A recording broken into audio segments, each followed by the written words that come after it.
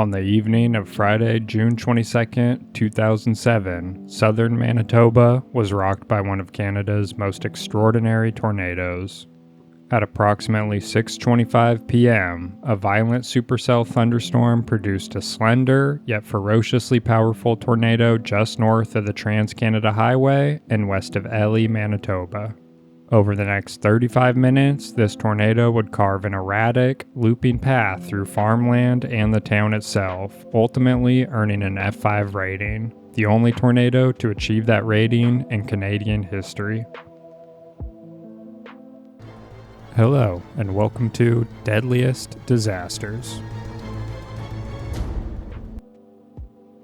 A vigorous, low-pressure system moved eastward from Saskatchewan into southern Manitoba on June 22, 2007, intersecting a warm, moist air mass in the Red River Valley. Temperatures soared into the low 80s, creating substantial instability. At the same time, strong directional wind shear and high helicity values favored rotating updrafts typical of supercell thunderstorms. A warm front stalled north of Elie, while a cold front lay to the west, and a lake breeze boundary from Lake Manitoba added a focus for storm initiation.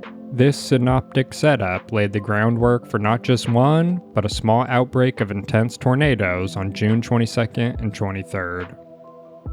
Touchdown occurred at 6:25 p.m. north of the Trans-Canada Highway, where the tornado overturned a semi-trailer and tractor-trailer. Rather than following the typical northeastward trajectory, it meandered southeast, then east, south, and east again, executing tight loops and sharp turns that confounded both observers and forecasters alike. At F1 to F2 intensity, the vortex tore into the town's flour mill, causing over $1 million in damage as walls buckled and heavy equipment was tossed. After weakening briefly to a F0 while widening to roughly 50 yards, the tornado re-intensified, reaching its maximum width of about 150 yards and regaining strength as it surged back toward Elie. In Elie, the tornado intensified to F4, devastating a cluster of homes along Elie Street. 4 houses were destroyed, one well-built, bolted home was lifted completely off its foundation, thrown into the air, and disintegrated. Evidence of wind speeds exceeding 261 miles per hour required for its F5 rating. Trees were debarked, sill plates ripped from foundations, and even heavy vehicles were hurled hundreds of meters. One car landed on a neighbor's roof, and a van laden with drywall spun through the air. The tornado lingered over Elie for approximately 4 minutes before dissipating southwest of the town around 7 p.m., having tracked about 6 kilometers in total over 35 minutes. Unlike the classic wedge-shaped giants of the U.S. Great Plains, the Elie tornado displayed a slender, rope-to-cone structure throughout most of its lifespan. But remarkably, it produced its most extreme damage during the roping out phase, when its width had contracted to a mere 35 yards.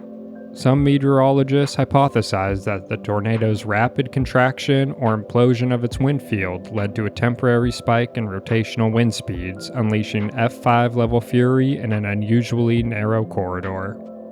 When first surveyed by Environment Canada's Prairie and Arctic Storm Prediction Center, the Elie tornado was conservatively rated a F4 based on preliminary damage assessments.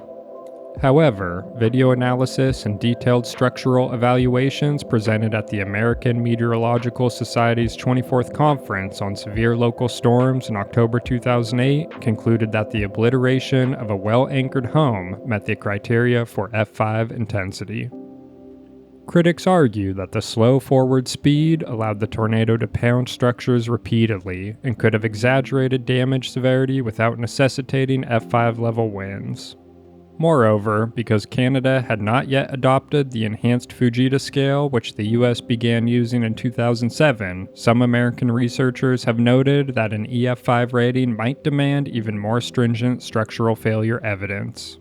Nonetheless, in September 2007, the survey team officially upgraded the tornado to F5, solidifying its place as Canada's first and only F5 tornado, and the last ever F5 rated tornado in the world. The Elie tornado was the highlight of a brief, intense outbreak that spawned at least 5 confirmed tornadoes in southern Manitoba and adjacent Saskatchewan. Among these was a large, wedge-shaped F3 that touched down northwest of Pipestone, Manitoba on June 23rd at 6:58. That tornado carved a 25-mile path, reached widths over a mile wide, and caused approximately $2 million in damage, destroying 2 homes and decimating wheat fields. Earlier, on June 22nd, an F3 near Oaksville shredded outbuildings and grain bins, while 2 minor tornadoes at F1 and F0 occurred in Saskatchewan on June 23rd, causing localized damage and 1 injury.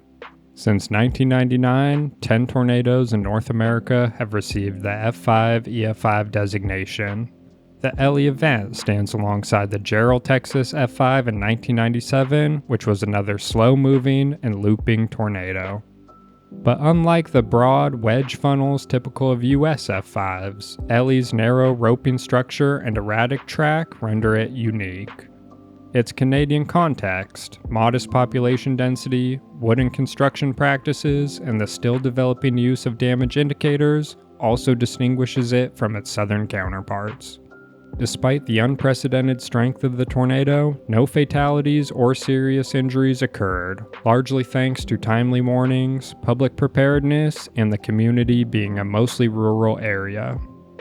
Environment Canada's rapid deployment of a storm damage survey team the following day ensured accurate documentation and spurred advancements in Canadian tornado assessment protocols. In 2009, Environment Canada listed the Elie F5 tornado among its top 10 weather stories of 2007, cementing its significance in the nation's meteorological history. Today, the Elie tornado is frequently studied for its unusual dynamics, its implications for damage-based intensity scales, and its testament to the destructive potential of even the narrowest tornado vortices. The Elie F5 tornado's slender rope-to-cone form, erratic looping path, and peak destruction during a decaying stage challenge conventional understandings of tornado intensity and behavior.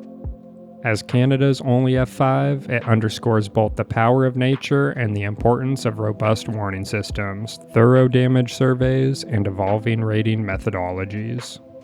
For meteorologists, engineers, and the public, Elie remains a chilling example of how a seemingly small vortex can deliver devastation comparable to the giants of Tornado Alley. Thank you all for tuning in. Please like and subscribe, and let me know what other topics you'd like me to cover. This has been Deadliest Disasters.